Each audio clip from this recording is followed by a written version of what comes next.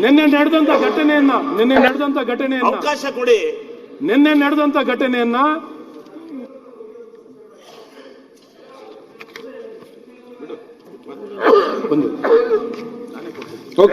ಸನ್ಮಾನ್ಯ ಸಭಾಧ್ಯಕ್ಷರೇ, ನಿನ್ನೆ ನಡೆದಂತ ಘಟನೆಯನ್ನ ಮೊದಲು ಗವರ್ನರ್ ಅವ್ರಿಗೆ ಅರ್ಚನೆ ಮಾಡಿರೋದು, ಅಗೌರವ ತೋರಿಸಿರೋದನ್ನ ಮೊದಲನೇದಾಗಿ ಖಂಡಿಸೋದು ಆಗ್ಬೇಕು. ಮೊದಲನೇದಾಗಿ ಕ್ಷಮಾಪಣೆನ ಕೇಳುವಂಥದ್ದಾಗಬೇಕು, ಸಂವಿಧಾನದ ಗೌರವವನ್ನು ಎತ್ತಿಡಿಯುವಂಥದ್ದಾಗಬೇಕು, ಕರ್ನಾಟಕದ ಈ ಸದನದ ಗೌರವವನ್ನ ಕಾಪಾಡುವಂಥದ್ದಾಗಬೇಕು. ಮೊದಲು ನಿನ್ನೆ ನಡೆದಂತ ಘಟನೆಯನ್ನು ಖಂಡಿಸುವಂಥದ್ದು ರೆಸಲ್ಯೂಷನ್ ಪಾಸ್ ಆಗಬೇಕು. ಸುನೀಲ್ ಅಧ್ಯಕ್ಷರೇ, ಅಧ್ಯಕ್ಷ ಆಗ್ಬೇಕು. ಮೊದಲೇದಾಗಿ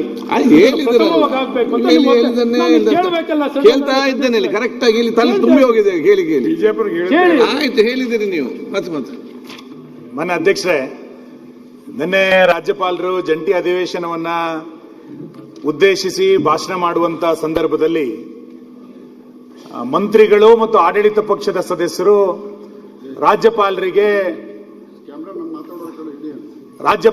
ಯಾವ ರೀತಿ ಅಗೌರವವನ್ನು ತೋರಿಸಿದ್ರು ಅನ್ನೋದನ್ನ ನಿನ್ನೆ ತಕ್ಷಣ ವಿರೋಧ ಪಕ್ಷದ ನಾಯಕರು ನಿಮ್ ಗಮನಕ್ಕೆ ತಂದಿದ್ದಾರೆ.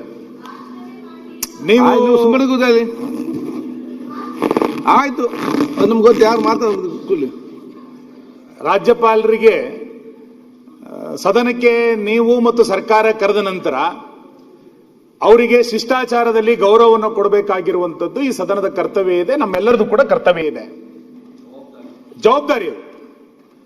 ಇದನ್ನ ಏಕಾಏಕಿ ನಿಮ್ಮ ರಾಜಕಾರಣ ಕಾರಣಕ್ಕೋಸ್ಕರ ರಾಜ್ಯಪಾಲರ ಭಾಷಣ ಹೇಗೆ ಮಾಡಿದ್ರು ಅನ್ನೋದನ್ನ ಒಂದನೇ ನಿರ್ಣಯದ ಮೇಲೆ ಮಾತಾಡೋಣ, ಏನು ತೊಂದರೆ ಇಲ್ಲ. ಒಬ್ಬ ರಾಜ್ಯಪಾಲರು ಸಾಂವಿಧಾನಿಕ ಹುದ್ದೆಯಿಂದ ಬಂದು ಇಲ್ಲಿ ಭಾಷಣ ಮಾಡಿದಾಗ ಅವರು ಸರ್ಕಾರ ಕೊಟ್ಟಂತ ಭಾಷಣದ ಪ್ರತಿಯನ್ನೇ ಮಂಡನೆ ಮಾಡಿದ ನಂತರ ಸರ್ಕಾರ ನಡ್ಕೊಂಡಂತ ರೀತಿ ಏನು, ಅದು ಸದನದಲ್ಲಿ ನಡ್ಕೊಂಡಂತ ರೀತಿ ಏನು? ಕರ್ನಾಟಕದ ಸದನಕ್ಕೆ ಭಾರಿ ಒಳ್ಳೆಯ ವ್ಯವಸ್ಥೆ ಇದೆ ಅಂತೇಳಿ ತುಂಬಾ ಜನ ಭಾಷಣ ಮಾಡಿದ್ದು ನಾವೆಲ್ಲರೂ ಕೂಡ ನೋಡಿದೀವಿ. ನೀವು ಈ ಪೀಠದಲ್ಲಿ ನಡೆಸಿದಂತ ಮೊದಲನೇ ಅಧಿವೇಶನ ನಾನು ನಿಮಗೆ ನೆನಪು ಮಾಡ್ತೀನಿ, 2023ರಲ್ಲಿ ಆ ಸದನದ ಪೀಠಕ್ಕೆ ನೀವು ಬಂದ್ರಿ. ಮೊದಲ ಅಧಿವೇಶನದಲ್ಲೇ ಇಲ್ಲಿ 9 ಜನರನ್ನು ಸಸ್ಪೆಂಡ್ ಮಾಡಿದ್ರಿ ನೀವು. ನಿಮಗಿನ್ನೂ ಆ ಪೀಠದ ಅನುಭವ ಇತ್ತೋ ಇಲ್ಲ ಗೊತ್ತಿಲ್ಲ, ಆದ್ರೆ ಮೊದಲ ಅಧಿವೇಶನದಲ್ಲೇ 9 ಜನರನ್ನು ಸಸ್ಪೆಂಡ್ ಮಾಡಿದ್ರಿ. ಏನಕ್ಕೆ ಅಂದ್ರೆ ಸದನ ಪೀಠಕ್ಕೆ ಅಗೌರವ ತೋರಿದ್ರು ಅಂತ. ಅದಾದ ನಂತರ ಮತ್ತೆ 18 ಜನರನ್ನ ಸರ್ಕಾರ ಯಾವುದೋ ಮೋಷನ್ ಮೂವ್ ಮಾಡ್ತು 348ರಲ್ಲಿ ಅಂತಂದಾಗ ಮತ್ತೆ 18 ಜನರನ್ನ 6 ತಿಂಗಳ ಕಾಲ ಸಸ್ಪೆಂಡ್ ಮಾಡಿದ್ರಿ. ಅಲ್ಲ, ವಿಧಾನಸಭೆ